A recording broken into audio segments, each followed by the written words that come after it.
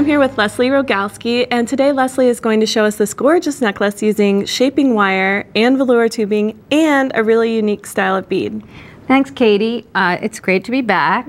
And I have been working with these square two-holed beads that are just so much fun to work with and a bit of an engineering challenge, so it's been fun for me to have some development time. We know you love a challenge. Always. And I'm going to show you how I worked with a 22 gauge wire to hold its shape and create the kind of scallop that you saw on the finished necklace. Okay. So we have the square beads. I have a couple colors here with the two holes, and I'm going to be working with size 10 cylinder beads in between the square beads to help to make the shape. Okay. So let me first show you some tips on how to string these. I have some strung already on 2 pieces of wire. Of course, there's 2 holes, so you need 2 beads. Now, one thing you want to make sure to do when you're stringing is to keep the ends of your wire parallel, because it'll help you from rebending the wire too much.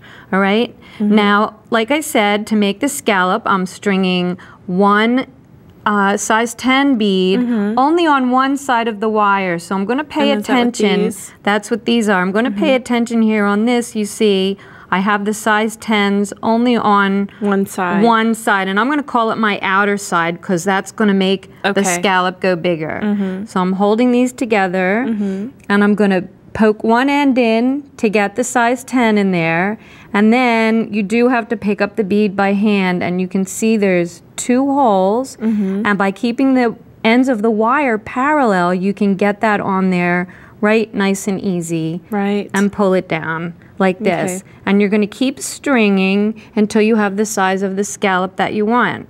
Now I want all of those wire lengths are going to be online on our website. Yes.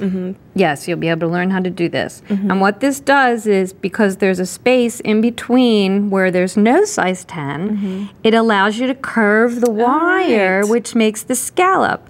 So I decided I was going to try this on a cord. I'm using velour, a hollow velour cord that I have strung regular stringing wire with, so that at the end I can crimp it. I can attach a clasp with a basic crimp, and it also gives some substance to the velour, so when I wire wrap it, it doesn't squash it. It gives it body. So how do you do this wire wrapping then? Okay, so I'm going to show you how I started over here, where I've wrapped the wire around a couple times, strung my beads. You can see the size 10 green beads along the outside, and I'm going to come all the way around to here where you see one of my last scallops is coming out from underneath the cord. Every time you come from underneath, you're going to start underneath. So I'm going to bring these wires back underneath the cord, and pay attention so they don't get twisted, so you have your inside and outside wire,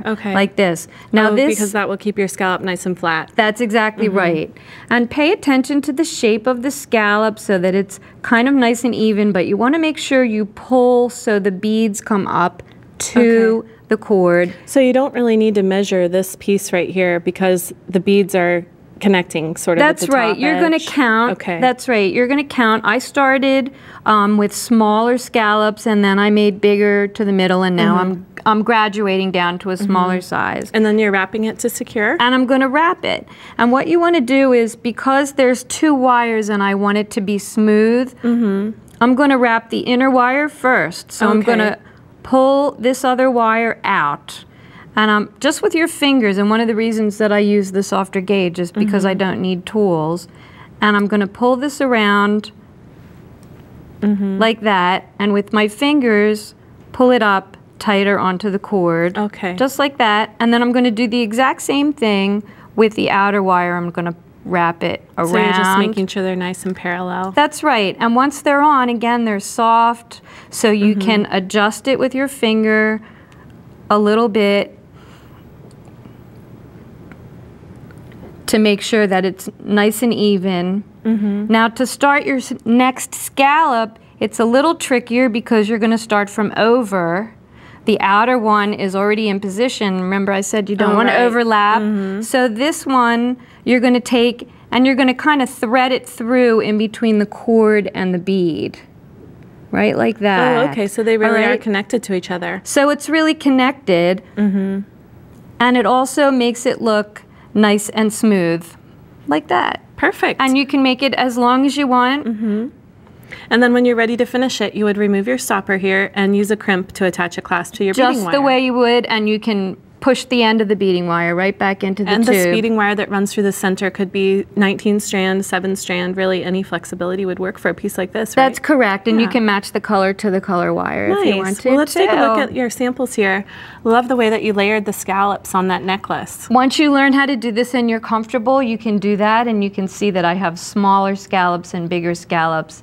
I have some focal beads on my bracelet. Well, the tila beads just really make this piece, and I love the wire work you did too, Leslie. This was great. Thank you so much. It was a pleasure. Thanks.